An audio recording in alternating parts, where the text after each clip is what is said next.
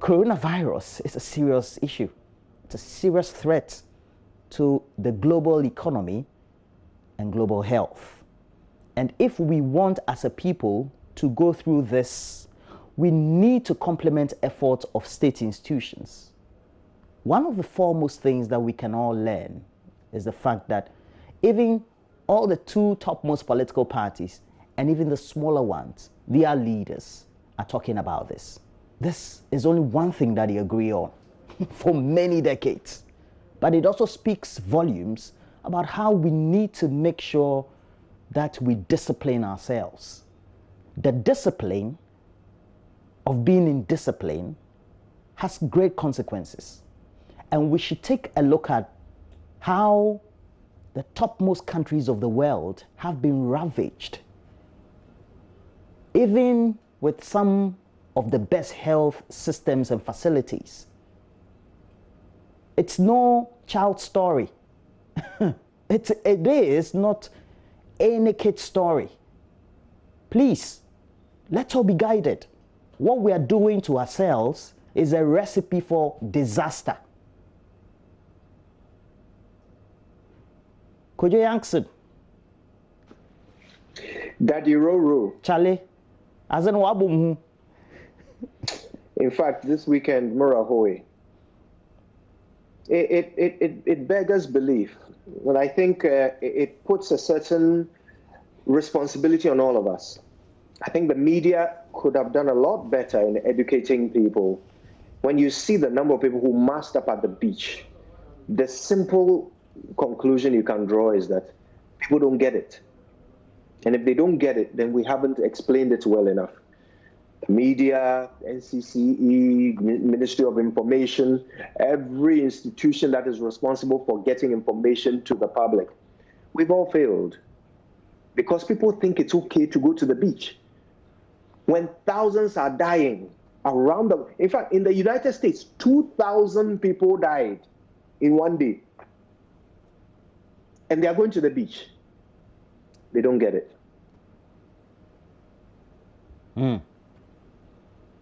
Now the disease has spread, well, albeit in the absence of some other regions, Western North, for example. But almost every region, almost, apart from one or two, Savannah also included, almost every region in our country has recorded a case. We really need to pay attention to the eastern region role. Yeah. Where, because of the railway work that has come all the way up to Pong, they've discovered so many dozens of cases, and the community spread there is going to be serious. We need to really keep an eye on it and keep a lid on it in the eastern region. I'm very concerned. Okay. And because of that, we're also going to have a discussion because some of Ghana's top scientists at Noguchi, that great research institution that we have in our country, representing the rest of the sub-region, West Africa, they've been able to put some sense to all the strains and all the related issues based on their investigation about the type of strain on the infection or the case that have been recorded in Ghana. And it's been linked to the original strain from the initial epicenter, Wuhan. Now, we want to get an understanding of this. How is this foremostly going to help us in trying to get around all the related issues of caring and also diagnosing and ultimately providing some medicative remedies to coronavirus? So we'll speak to some topmost officials and some great scientists on the show today, and I'm sure that all of you will have some head start on the subject. Now, you know that Eastern region has become a center around which all of us need to be very much careful. Just because if you look at the Ghana situation, Eastern region is just bordering Greater Accra because Volta region is next. So no wonder they've also recorded they've recorded 9 cases, where some or most of the cases in the Eastern region are coming from, as Kojo intimated earlier, is as a result of some border places or points on the road leading to the Volta region situated in the Eastern region, okay, where people are working on the railway line. Okay, so we'll speak to Dr. Alberta Brichum Nyako, Director of Health or Public Health for the Eastern Region, representing the Ghana Health Service. And then alongside, Ashaiman Municipal Assembly has decided to close down two of its biggest markets. You know, Ashaiman is a very big trading post. And the MCE says that they're going to open other satellite markets. How is he or intends doing that? We decided to visit Ashaiman the afternoon of Sunday and bring you some pictures. But today, we'll stream him into the studio. And Mr. Albert Otri is the MCE for the Ashaiman Municipal Assembly. But we're going to have an interaction with Joe Mettle, a conversation on Easter and how coronavirus has impacted his work, positively or negatively. And then we're going to have a one-on-one with EL. He has a new song for which Kojo Yankson is featured. I muted the volume of the video clip, so I didn't know whether he was singing or waving or not. What lines did you sing, Kojo? Well, you should play it and hear the line. Well, we will. Well, we will play it. And then we have our own Emmanuel Kwesi Deborah, but he has a showbiz name called El Tove. Oh, it's a well-packed show. So today's supposed to be Easter Monday, or, you know, Charlie. But Kojo, you're motivating us. What do you have? Well, today I have a story for you. Jeremy was born with a terminal disease. It had twisted his body and crippled his mind. At age 12, he was still in second grade, class 2, and most of the time his speech was impossible to comprehend. But every now and then he would speak with a surprising clarity and lucidity, as if a light had shone through the diseased fog in his brain to illuminate his true self within. There were 20 children in Jeremy's class. The teacher, Miss Doris, was at her wit's end. Jeremy's special needs took up so much of her time that she was afraid that the remaining 19 children were not getting enough attention. So she called a meeting with Jeremy's parents, Mr. and Mrs. Forrester. Now, the Forresters sat in the empty classroom after school and listened quietly while Miss Doris listed dozens of ways in which their son obstructed her class on a daily basis due to his condition. Now, she ended by saying, your son really needs to be in a special school. His being here is really not fair on the other children. There's a 5-year gap between him and the other kids, and they are being denied opportunities to learn because of him. The Forresters were worried. There was no special school in the area, Miss Doris, said Mrs. Forrester, and we know what a shock it would be for our son if we moved him from here. He really likes it in your class. Later that evening, Miss Doris lay in bed thinking about the Forresters. She thought about how difficult it must be for them to care for a child with so many needs, knowing all the while that sooner or later his illness will kill him. As she fell asleep, she whispered a prayer. Oh God, forgive me for complaining about my problems. They are nothing compared to theirs. Please help me to be more patient with little Jeremy. Amen. From that day on, she really made an effort. She tolerated his incoherent noises. She didn't lose her temper when he stared blankly at her instead of answering her questions. And she praised him generously every time he did something right. Now, one day, in the middle of class, Jeremy limped over to the teacher's desk, gave her a big hug, and said in his clearest voice, I love you, Miss Doris.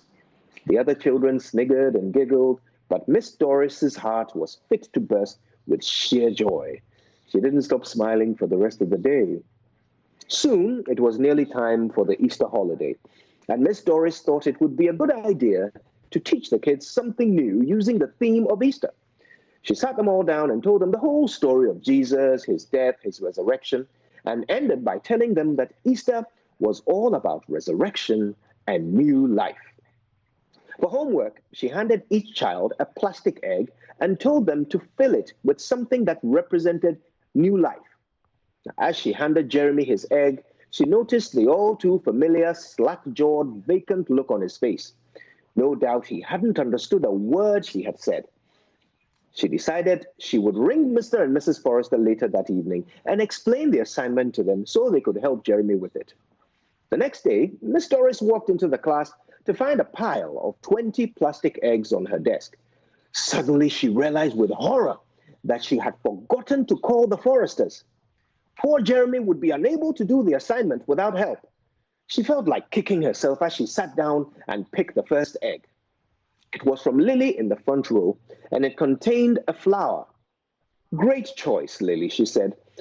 "Flowers sprout at the beginning of spring, and they symbolize new life for plants." The second egg contained a paper butterfly. "Another brilliant choice, Adam," she said, reading the name on the egg.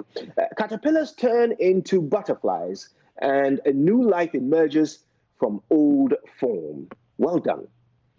She picked a third egg from the pile. It had Jeremy's name written on it. She swallowed nervously and opened it. It was empty. Just as she had feared, the poor boy hadn't understood the assignment. She set the empty egg to one side as she racked her brain for a way to avoid embarrassing Jeremy in front of the whole class. "That's mine, Miss Doris. Aren't you going to talk about it?" came Jeremy's voice, clear as a bell, from the back of the class. "But Jeremy, your egg was empty," she said. The little boy looked into his teacher's eyes and flashed one of his rare smiles. "Yes, Miss Doris, it's empty, just like Jesus' tomb." For several moments, all the children sat in dead silence as a solitary tear ran down their teacher's cheek. 3 weeks later, Jeremy died. And those who came to his funeral were surprised to see 19 plastic eggs on his casket. All of them were empty. My name is Kujo Yankson.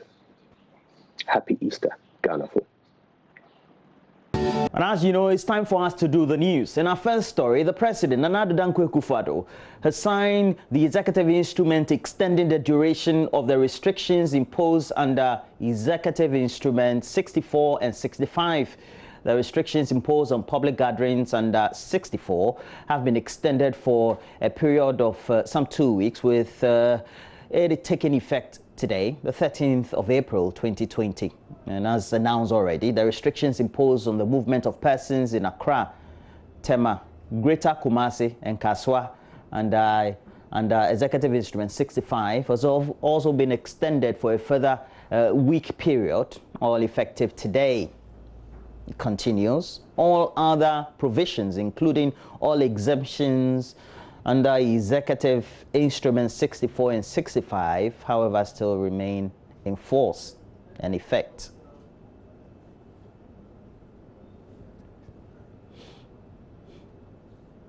Meanwhile, amid the extension of the lockdown by a week, one major issue government has had to grapple with has been the compliance and consistent food distribution for the vulnerable in our society. Sarah Josu monitored activities in some parts of the capital, Accra, and brings us some details.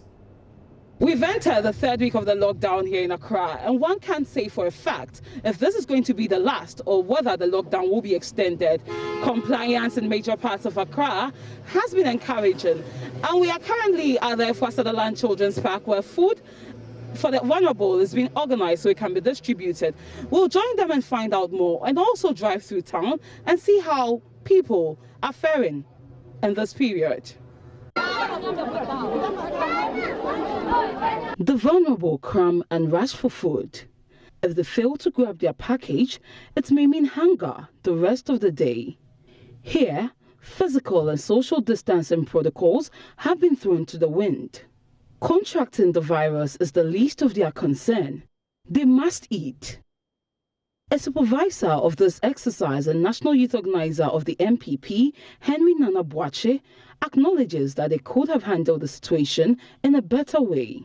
Sharing this food obviously is going to be very difficult, because when I even went to Tama Station, you could see the large crowd of people wanting food to eat. It is very difficult for us to follow these rules. That is why it is important at least you wear your masks, you put on your gloves, and then as much as possible. I mean, this is a special project, right? But then if we are on our own, I think we really must practice the social distancing bit. It is very difficult though, but we all want it well, and then we are all hoping that this shall pass, and then we shall live our normal lives. Yes. Accra is a pale shadow of itself as the streets have been deserted. Among the noticeable activities were the disinfection of ATM machines by some banks, the countless security checkpoints, waste management personnel on duty, and of course, residents sitting in front of their homes without observing physical distancing. For Joy News, Sarah Josu. And before we go, a non-profit organization, Molebi, in partnership with the Multimedia Group, put smiles on the faces of inmates in various police cells in Accra and Tema as part of event to mark the Easter. Now, in all, more than 2,000 packs of meals and drinks were distributed to over 50 divisional police stations in the capital, as well as Tema. There's more in this report. Easter Sunday was a busy one for the Molebi Foundation and the Multimedia Group. As early as 7 a.m. breakfast and lunch was ready, being packaged for distribution. The whole idea of today is to share a smile with inmates of our various prisons and correctional facilities. Our first stop was at Dansoman Divisional Police Station, where packs were distributed to some 26 inmates. On behalf of Molebi Foundation and Multimedia Group, we present a few packs of food, enough to feed the inmates of this cell. Over 50 packs of lunch made it to the Mamprobi Divisional Police Station. Here, Director of Mamprobi District, Superintendent Cephas Arthur, not only thanked the Multimedia Group and the Molebi Foundation for the kind gesture, but also entreated other bodies to do the same. So much, we are going to ensure that each and every one of the people in the cell also gets something to feed himself with. You see, sometimes this is what is expected of human beings, people, and foundations like yours. Because the government alone cannot do everything. You are government, I am government, even those in there are also a government. So it's not only those in the hands of affair. So you are doing your widow's mite to support the work of governance. So we are so grateful, and as I said earlier, we shall ensure that everybody gets something to bite. The Boston Institute at Roman Ridge in Accra is home to hundreds of child offenders.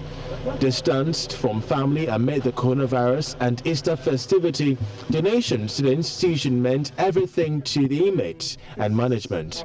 Here's DSP Lionel Therese Ishan Mills. Would entreat all those out there to come and support the Senior Correctional Center and the Ghana Prison Service as a whole.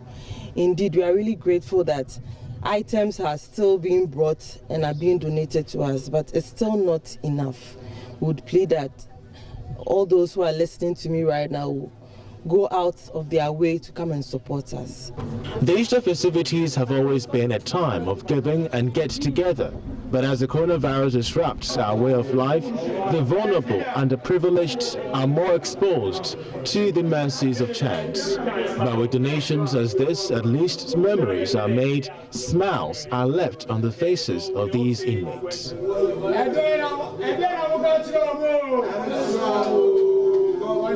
For Joy Business, Charles Aite reporting. And we have to end the news, but I also have to encourage you during this lockdown, if you have more than you have or you need, please make sure you extend a hand to somebody who needs it around you. Could be somebody in your household or your community. All right. And that'll be it, the related news we have. But we have more news. We'll be looking at myjoyonline.com and some news portals internationally. Stay with us. Myself, Mama Yusuf Abwaje, and the rest of the team. Kajangsa is also on standby. So we promise you some great packages.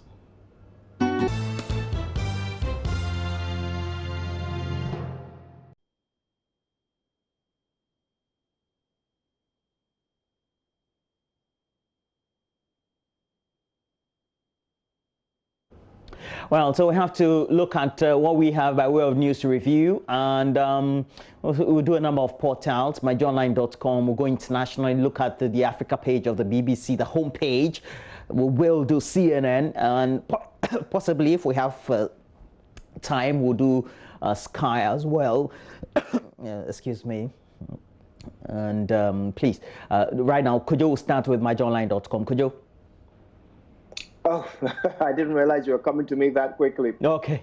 I'm just opening my joyonline.com right now, having technological challenges. All right. In fact, why don't we start with what you have in front of you, and by the time you're done, I should have this thing. Okay. So I will do my Joy Online, then you do BBC subsequently. You do the Africa page and the world page before I go on to CNN, and then you do Sky. Okay. Yeah. Okay, great. So let's start with myjoyonline.com. With the benefit of technology, we're able to do that smoothly for you. And this is the foremost portal for us. All news we aggregate here, publish here for you. You also get links to our YouTube channel and page, etc.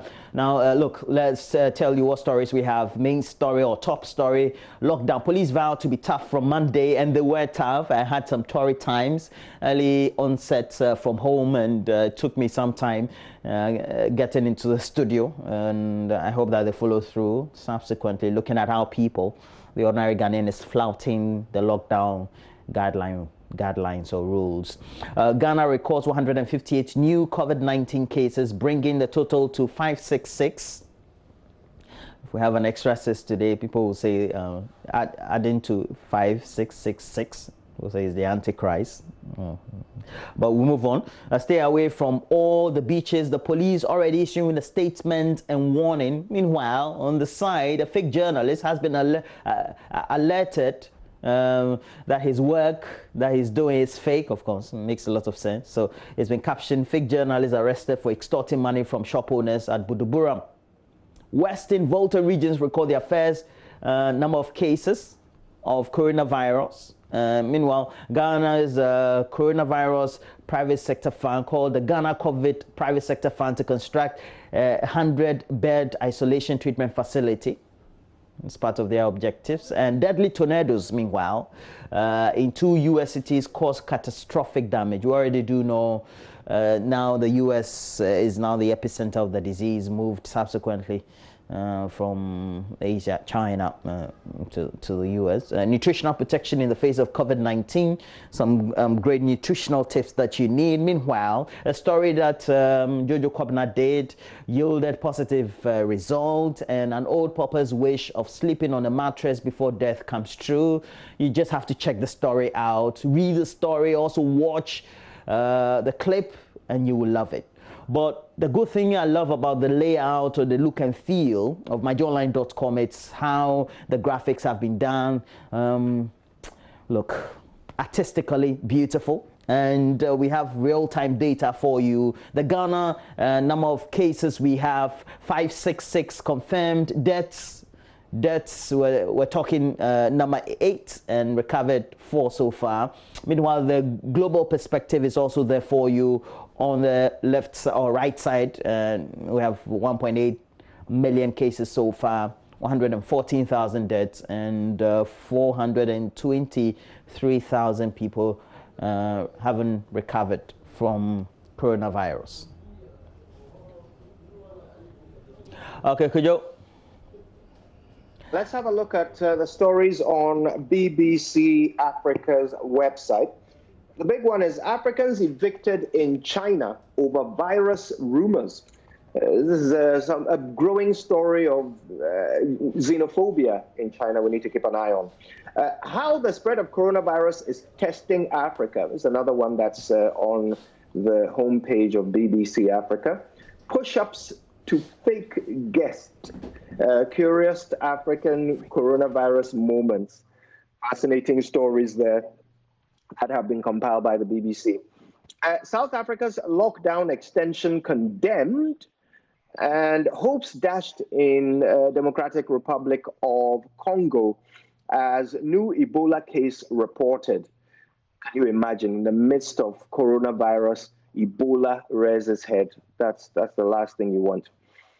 Also, Libyan coronavirus hospital closes amid attacks. That's a strange one there. Not sure what's going on with that. But in Lagos, they've started house-to-house coronavirus survey. They're not calling it testing, they're calling it a survey. And in Botswana, an MP has been caught breaking the coronavirus rules. Certainly not going to deal with him lightly. Air Zimbabwe staff to go on unpaid leave. It's the first African airline I'm hearing of that has had to take such measures. Zambian footballer stuck in India during lockdown. That's a story on BBC Africa. And great apes on lockdown over threat of coronavirus. Right, now let's go to the BBC World homepage, where the big story is China reports highest infection count in weeks. They've had 108 confirmed new infections on Sunday. Almost all of them came in from abroad. Weddings, births, and deaths in the age of COVID-19. That's a story from Africa. A true icon, tributes paid to larger-than-life Moss. I think that might be Sterling Moss, who was a Formula One driver. Africans evicted in China over virus rumors. That's also here. South Africa's mysterious coronavirus lull. That is one of the most worrying things. When you don't get new cases, you wonder whether it's because you're not testing or whether people are actually not contracting the disease. Record deal to cut oil output ends price war. And enhanced images reveal life on stricken spacecraft. Also, UK enters fourth week of lockdown ahead of reviews. And that will do it for the BBC in Africa and around the world. I'll come back and... shall I continue with CNN? Yeah, you can. You can. Okay, why not? China tightens grip over coronavirus research. Japanese Prime Minister's video at home with pet dog meets social media backlash. China's Navy is controlling coronavirus and aircraft carriers deployment proves it, according to a report. There are live updates, 1.8 million cases around the world. It's so fast how we're going from 1 million to 2 million cases. It took a long time to get to 1 million cases, but we're galloping towards 2 million. Virus fears spark xenophobia in China. Will this Japanese anti-flu drug work for COVID-19? This is the drug that the Japanese have discovered and want other countries to try for free to see if it'll work. Trump's friend dies of coronavirus, and that's a story on CNN's front page. Virus may dash Trump's plan for a Big Bang economic opening. Deadly tornadoes in U.S. South cause catastrophic damage. When it rains, it pours, literally. And there are lines at food banks which are growing as some farmers destroy food. So it's looking dire out there, according to CNN's front homepage. All right. A couple of entertainment stories from CNN, if you're interested. They're still managing to keep this part of our life informed. Not everyone wants Tiger King in their life, even in quarantine. And this is the story about a guy with a tiger who is on lockdown. Netflix's new dating show is basically extreme social distancing for money. I can't wait to see that. Indeed. And Amy Schumer and her husband are getting their own self-filmed Food Network show. Amy Schumer is a comedian. Yeah. And Ty Burrell is providing relief for restaurant workers impacted by coronavirus closures. So many stars have done that. Tyler Perry over the weekend paid for all the food for certain at-risk groups who were shopping in a number of supermarkets in a couple of states of the U.S. In fact, it was quite touching the way he did it, because in the U.S., they organize schedules for people to go shopping.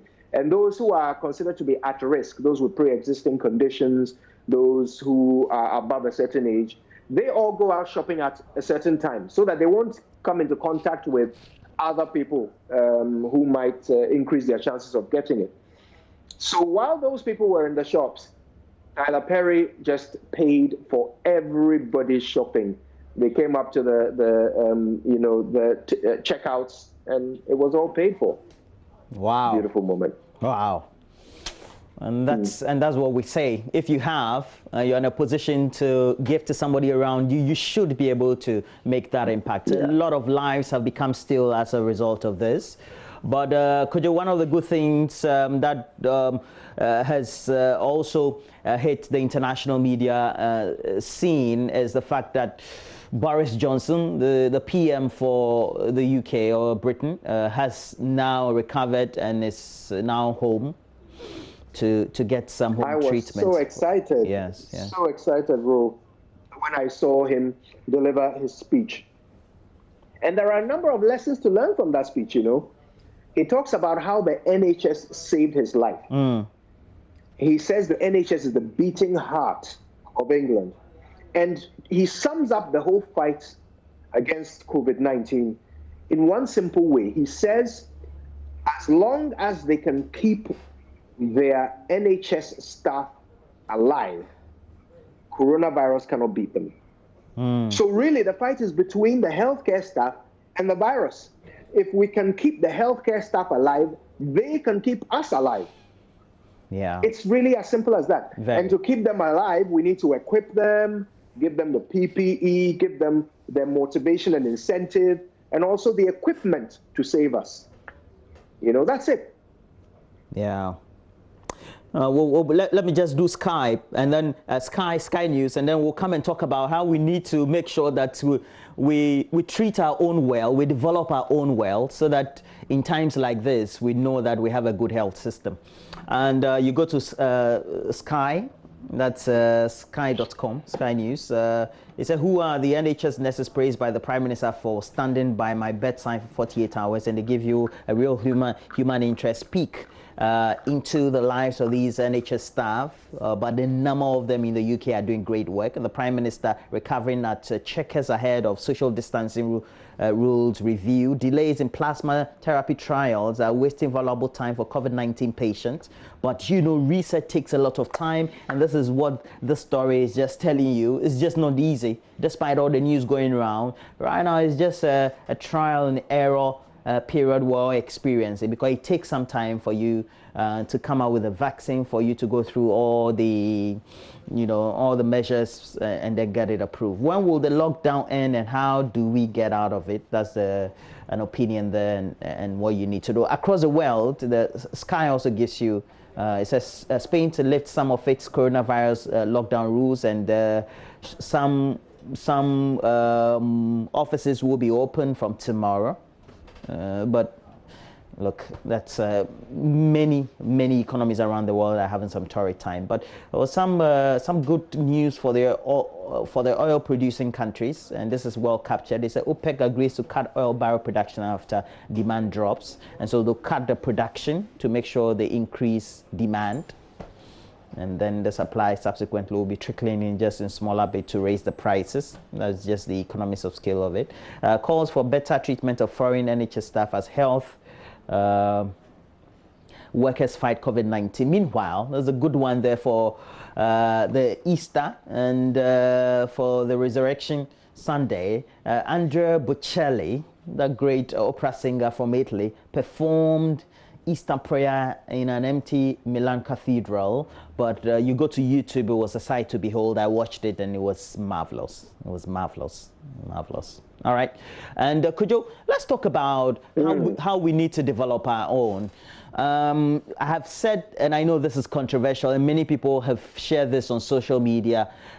If just like Ebola, if the outbreak had started in Africa, we'll have the politicians of the African continent quickly, if they were infected or with their families, traveling to the developed countries where usually they like going to get treatment. But now it started from the other side. So all of them have been kept at bay, at home.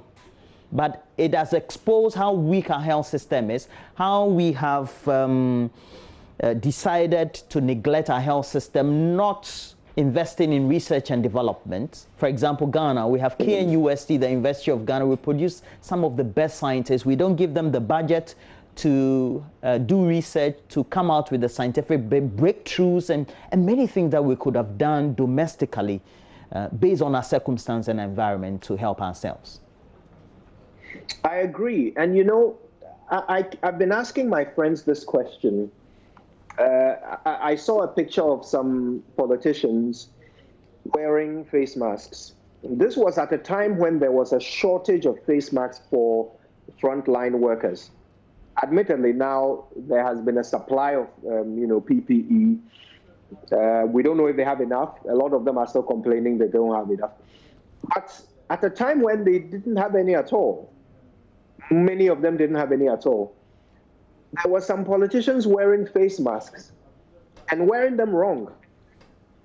So they would cover their nose and mouth, and cover their mouth and leave their nose, making the mask pointless. And meanwhile, those who needed it couldn't get any. And I had a debate about this on a platform I'm on with some friends of mine. And they kept saying, well, I mean, the politicians are human beings too. They should also, they also deserve to protect themselves and all that. And I said, look, we're in a crisis, we're in a war. All of a sudden, certain people are more important than others. To put it in context, Roland, if I ask you, you are being sent to a desert island, and you can take only one person with you. Now, the catch is that there is a virus on that island. So you can either take a doctor, or in fact, you can either take a nurse or a politician. Who will you take with you? For me to be cared well, I think I'll take a nurse. It makes a lot of sense. So you see, under certain circumstances, politicians are useless. Well, when there's a virus ravaging the nation, I don't think the last thing you need is to risk the lives of those who are most important, and those are the frontline staff. So for me, we need to reprioritize our nation. This virus needs to teach us to reprioritize. If you have money, will you buy a 4x4 or an ambulance? If you have money, will you build a chamber for parliament or a hospital?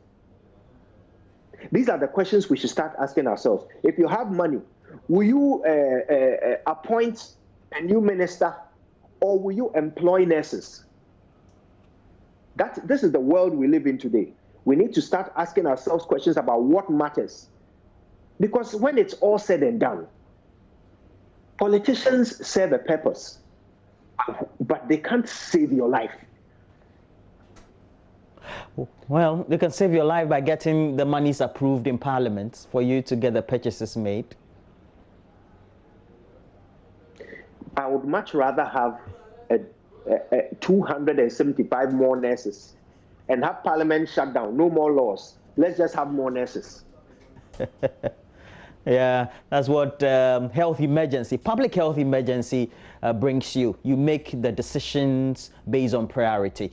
But you celebrated your birthday yesterday, Juliana Ankuche Ashiagbo. You're the wife of a good friend of mine, Elom, who teaches at the Vakpo Senior High School. And Juliana, have a great day. I know yesterday was the day, but today is the holiday that we all can celebrate. Well, I wish you all the best for the day as well. All of you as well, but we have to go for a break. We'll bring you the latest sports update. It's up next. Do stay with us.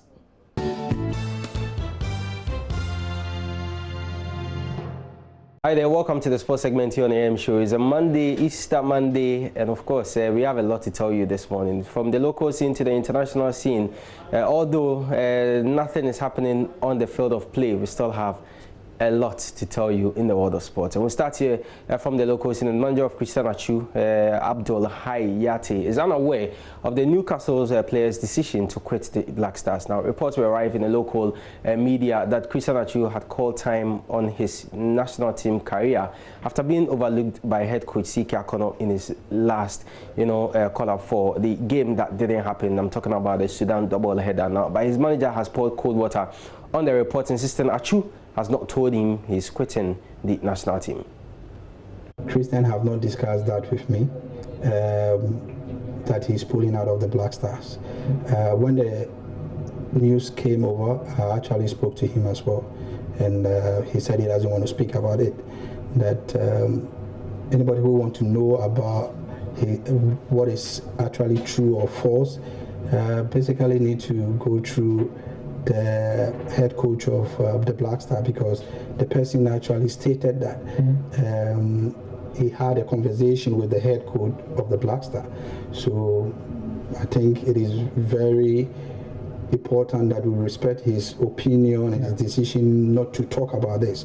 Christian is one person who is very frequent when it comes to social media, and he normally wants to share his opinion on issues, but these are issues that concern him, and he has not even tweet or said anything on Instagram about it, because he told me that he doesn't want to talk about it.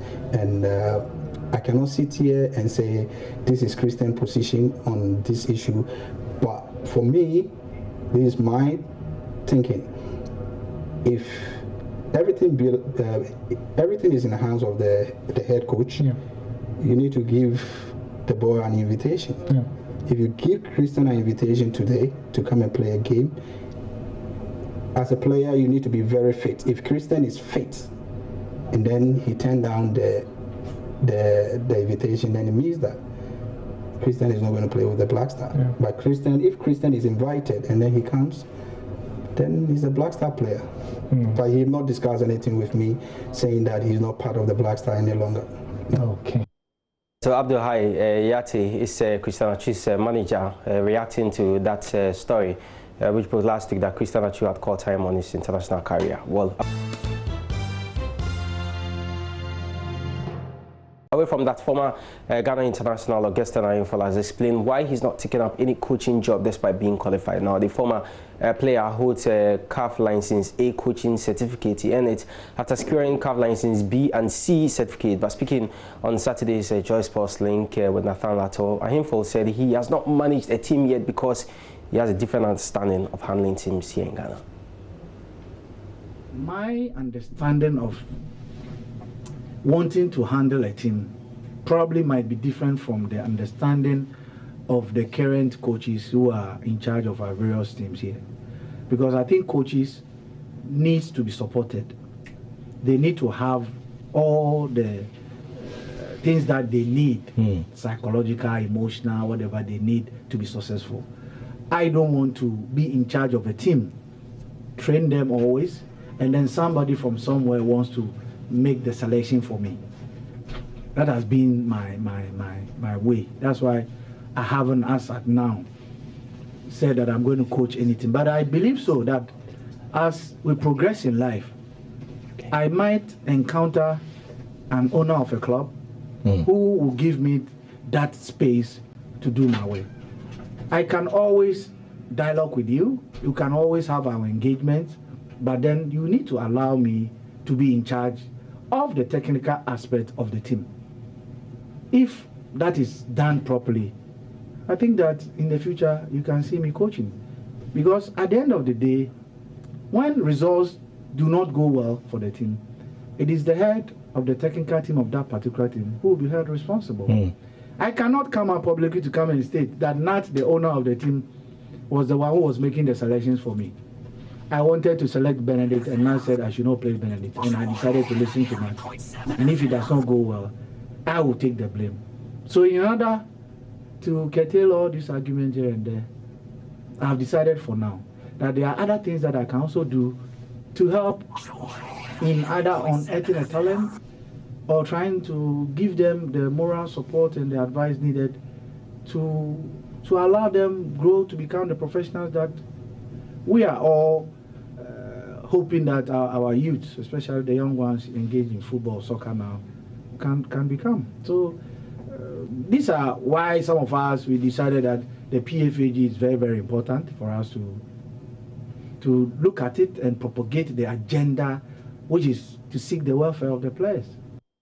And definitely we'll hear more from Augustine following our subsequent sports bulletins. Well, we have to take you on this journey, and we'll be asking some critical questions. And myself and Koje Yankson, we're going to have an interaction with officials at the University of Ghana. Now,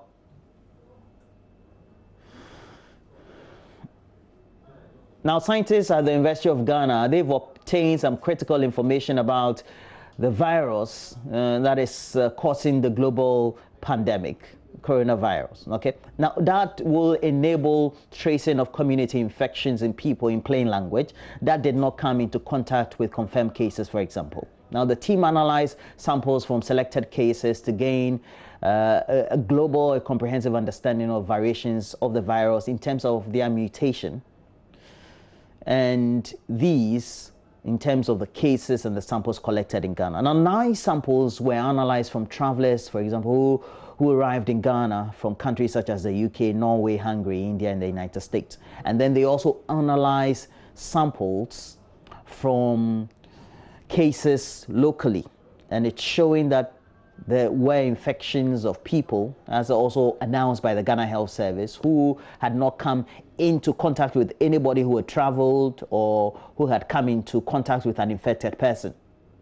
Now, we need to get a proper scientific understanding of this as we break down the language so that all of us will be able to understand. One person who is going to help us is Dr. Gordon Awandari. He is a director for the West Africa Center for Cell Biology of Infectious Pathogens. At Noguchi, and he's going to help us do some discussions on the subject. Good morning to you, Dr. Awandari. Good morning. Now, if I read the statement of Noguchi, and then also do some critical literature reading, it tells me that the scientific community is on this journey to find out whether the virus originally, as recorded in Wuhan, has mutated into other forms or changed in other forms. Is that the understanding I get? Well, good morning to your listeners. Let me explain that we are not claiming that the virus has changed significantly. What we are saying is that there are a few changes, but overall, the virus still looks very similar to the strain that was isolated in Wuhan. So what is important is that we have established the capacity in Ghana to be able to sequence the virus. In other words, to be able to study the virus's genome on a consistent basis so that we can track any changes that come. As you know, pathogens will change when they are challenged. The goal of every pathogen is to grow and multiply and infect more people. So if it encounters any challenges environmentally or in the humans that it infects, it will try to find a way around this. And one of the ways to do that is to change the genetic information that it uses to, to encode or to guide its structure and function. So if we're able to track this on a consistent basis, if it begins to change in a significant manner, we will be able to know. Okay. And this is important because we cannot always rely on other countries to do these type of things for us. Right now, there's a global pandemic. Everybody is looking out for themselves. We in Ghana need to be able to also look out for ourselves. And that's why it's important that we have the capacity to do this on our own. And that way we are able to control our own destiny. So that is the significance of what we have done. Is it important for the scientific community, people like you and the research institutions that you had, for you to know whether there's been some changes in the structure of the virus? Of what use will it be, I mean, literally? Well, as I explained, the structure of the virus determines how it will interact with drugs or any potential vaccine. As you know, a drug or a vaccine needs to bind to the virus, or it needs to attach to the virus in order to have an effect. So if the virus changes itself so that a vaccine or a drug can no longer attach to it properly, then the effectiveness of the drug or the vaccine would go down. So that's why it's important to track these changes if there are any, because it will impact on the efficacy of any drugs that we try or any vaccines that become available. Now, we do know that across the scientific community, we are still in the initial stages of developing either a vaccine or any drug to fight it. Now, if the current state of these developments continue, how would this finding that you have help you in trying to combat this with the various drug combinations you are using? Well, you know, when you respond to a pandemic, you need all the information that you can get, or you need as much information about, you know, the pathogen as you can get. And so what this allows us to do is to be able to trace particular infections, where they came from, to be able to track any changes in the virus, and also to start doing our own research on how the immune system responds to the virus and whether there are any differences in the way the virus is transmissible, its ability to infect people, the efficiency of the infection. Is it different in Ghana or in Africa than is reported elsewhere? There's something very poignant in all the information that has been communicated to the media, you, the scientific community, have done to us, and then to the general public. There are a number of cases for which they've been termed local infections. And the explanation is that they haven't come into contact with anybody, one, who has a travel history, has had any infection, or is not in the line or in the chain of having had any infection. Does it mean that they just develop the infection by themselves? Is that possible scientifically? And why would that be possible? No, that is not possible. It's not that they developed the infection by themselves. What it only means is that they got it from somebody who may be asymptomatic. That means that the person has the infection but is not showing symptoms. So the individual would be unsuspecting in interacting with them. So they wouldn't know when they picked it up.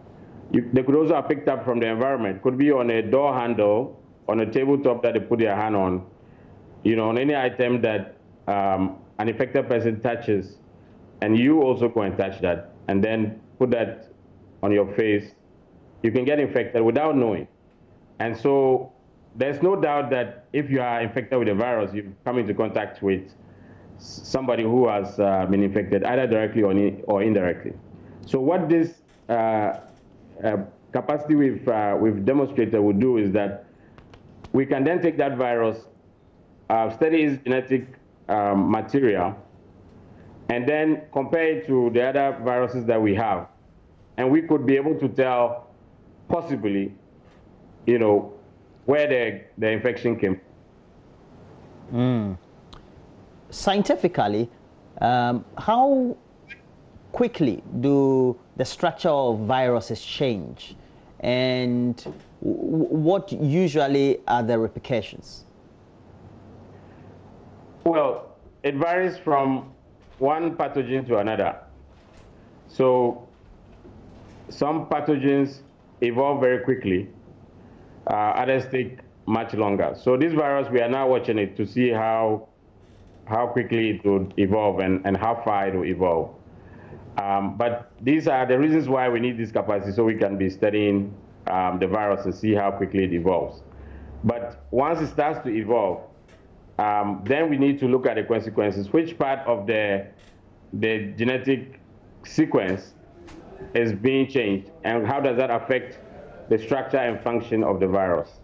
So for example, the virus is able to bind to our cells using what we call the spike proteins, which are on the surface of the virus.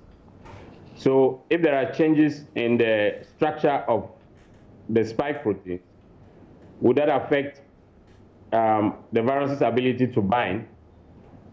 would it change its target cells that it binds, for example?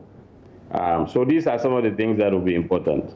And if there's a change, would that affect a vaccine that is meant to target the spike proteins?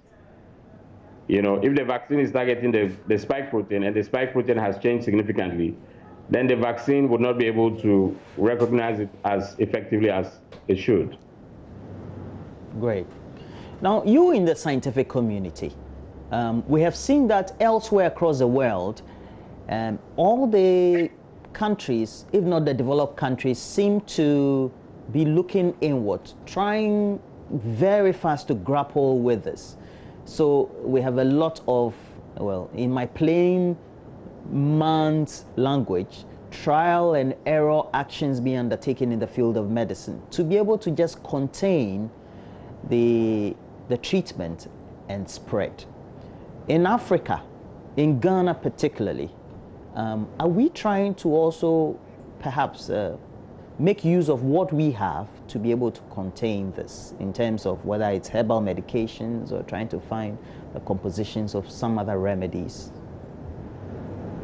Yes, I think we are. I think since this pandemic hit, we have marshaled all the expertise we have and all the resources that we have available to try to respond as much as possible. And part of it is what we are discussing today about, you know, being able to advance our scientific capacity to provide real-time information to guide the response.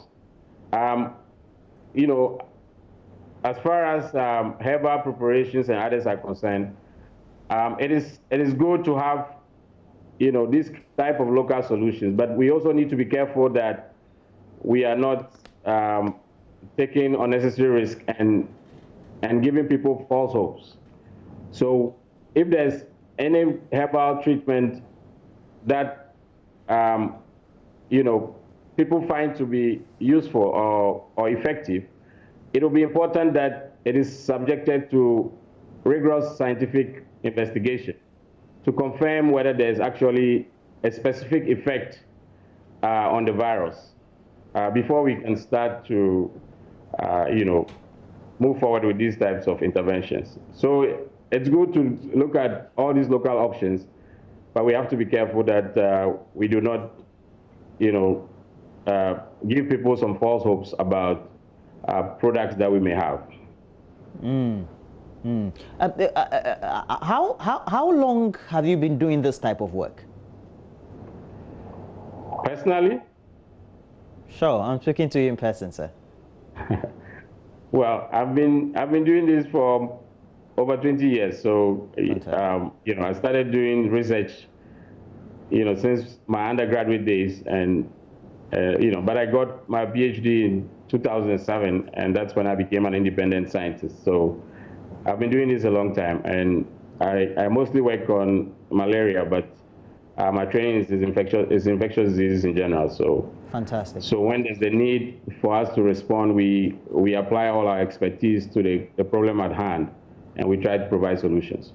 You African scientists, which in your field, have you come across any groundbreaking research that has led to some commercial production of vaccines or some medications, etc., looking at the tropical medical problems we have? I'm asking this because there's this debate out there that African scientists really, they kind of just do the wishy-washy things and wait for the white man or the Asians. I know you're smiling. It's good you're smiling. And the Asians to come out with the groundbreaking research that ultimately leads to the pharmaceutical implications for medical health care. Well, it's an interesting question. We hear some of that, but you know, it's the same people who are saying that what we've done now is not significant because it's being done elsewhere. So it's step by step. As a country and as a continent, we need to build capacity to do high quality science. High quality science is expensive. You need a huge investment in infrastructure and equipment. we know that we have the expertise. African scientists are all over the world doing fantastic science and discovering things. The missing link is that some of this is not being done on the continent because we don't have the necessary infrastructure to do the same thing.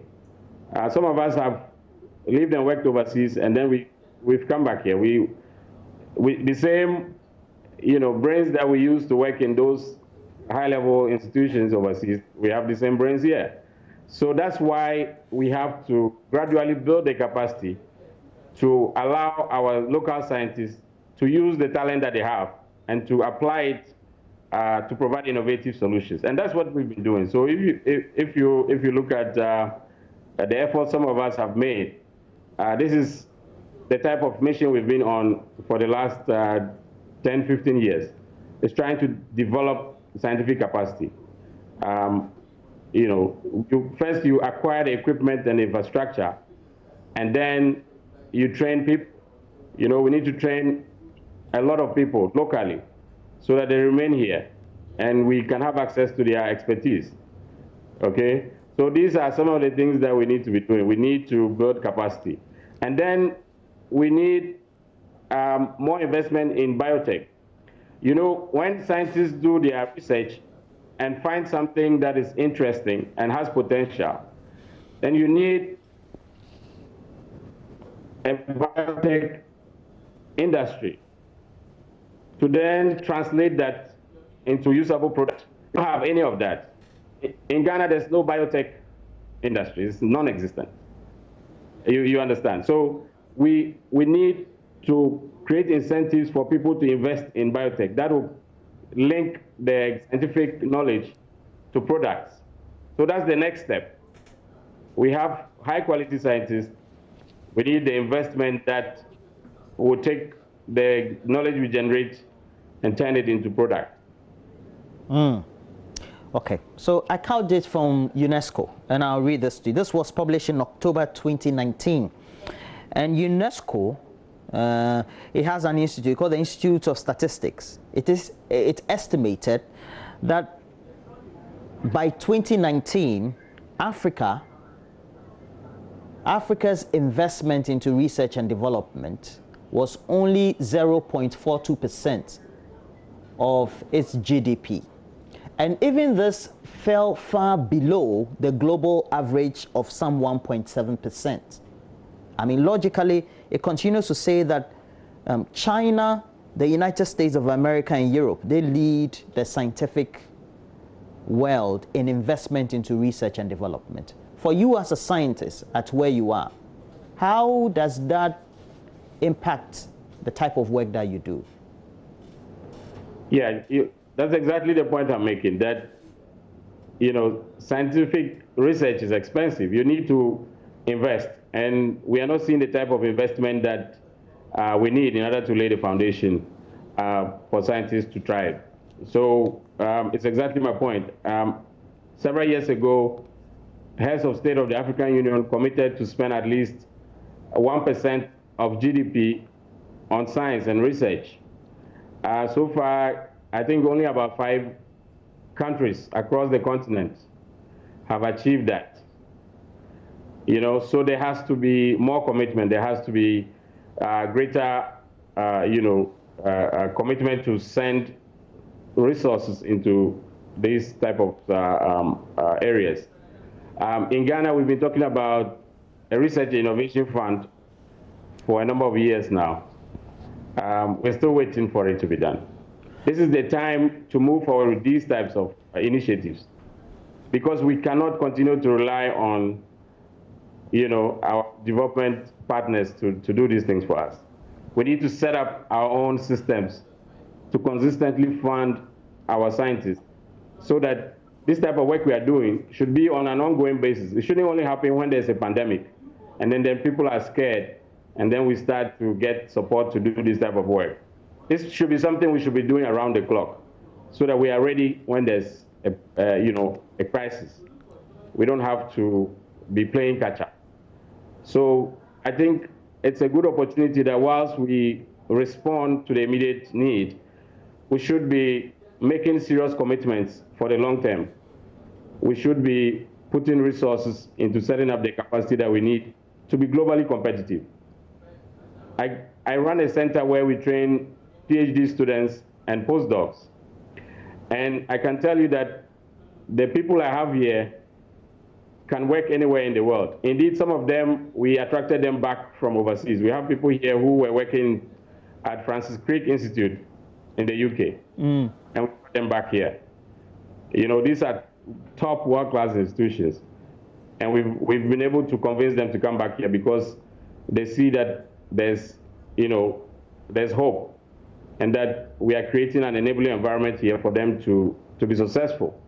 So if we do that, if we make the investments and create the enabling environment, there are so many colleague scientists abroad who would pack their bags and come home. They want to come home, but they are afraid that when they come, their career would not, move forward. So if we create the environment, we can get all our talent back here, or most of our talent back here, and we'll be very competitive. We have a lot of very smart Ghanaian and African scientists. And if we are able to harness all of them, we can compete. Well, we have to start to wind in our conversation up. But averagely, if somebody like you and all of you in this sector that you work want to undertake individual research, groundbreaking scientific research, what's the average cost? Millions of dollars. So let me give you an example. My center, which is a relatively small center, compared to, or other places. My center, we run on a budget of $2 million a year. $2 million a year. And the vast majority of that is from grants that we win on the global stage, competitive grants that we win. So, and this is just barely making us, competitive, $2 million a year. So that gives you perspective. So Noguchi, for example, will probably need, $10 million a year because they are much bigger than us, okay? So these are the types of investments that we need to make. Let's create a budget for science. It's good that the government pays salaries for, academics such as ourselves. But then we need the tools to work, we need the reagents to work, and these have to be made available. In addition, we need to have a deliberate, mechanism to facilitate science. As I speak to you, it's very difficult to get reagents that we need to do our work. It takes very long, for us to access reagents that we need to do our work, okay? These are because of several unnecessary bureaucracies that we have in the country for procuring,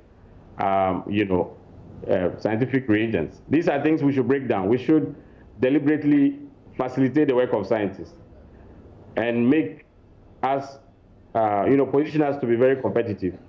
Out there, those who are successful, they have done it in a certain way, and we know how they've done it.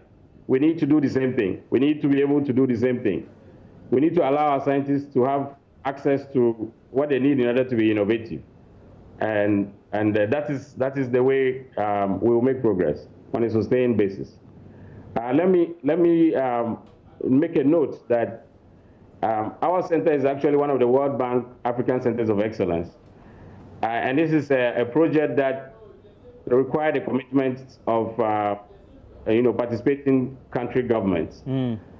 And the government of Ghana has consistently supported this project since 2013. So let's give credit that that is a sign of good faith from the Ghanaian government that they've supported the World Bank in this initiative to fund science at the tertiary level in Africa. But we need this to be done on a more consistent basis and for the long term. We need long-term commitment for these things. If we set up centers and support them for 5 years and then allow them to wither away, allow all the infrastructure we put in place to basically go to waste, then we've really gone backwards. So once we have these types of initiatives going, government should endeavor to support them on a consistent basis so that, we can keep moving forward. Now, the work that you do, how does that influence the public health sector in terms of treatment and then care at the base level?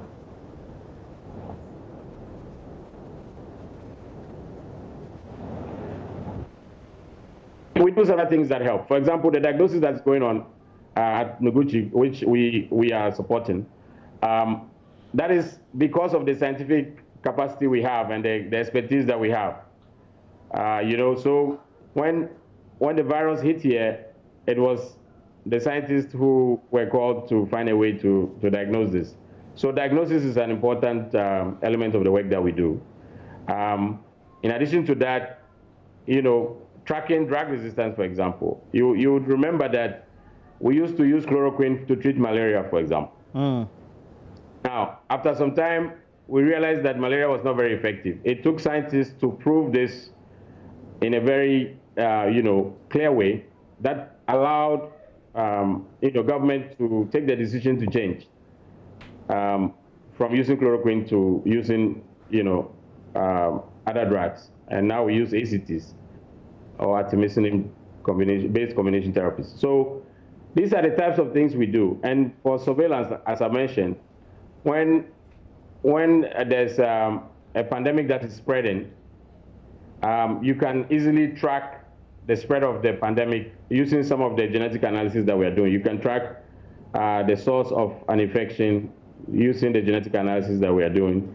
You can basically track whether that particular infection would be drug resistant or not by looking at the genetic makeup with some of the tools that we are talking about today. So what should we look forward to then? Apart from this, this one looks like groundbreaking, but we haven't gotten there yet, right? Well, yeah, let's be a little bit measured. It's not groundbreaking in the sense that we have not discovered a vaccine or a drug. What we are saying is that we have made progress scientifically as a nation, that we're able to sequence the whole genome of a pathogen. This is what a whole genome sequence. We've sequenced the whole genome of a pathogen locally, using local capacity, using local expertise. We didn't have to send the sample anywhere. We didn't have to bring experts from the UK or the USA. We did this ourselves.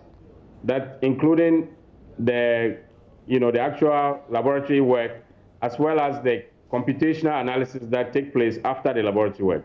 So after the laboratory work, you generate this data, which we call big data. And these data, you cannot normally analyze them on a regular computer because to crash the computer.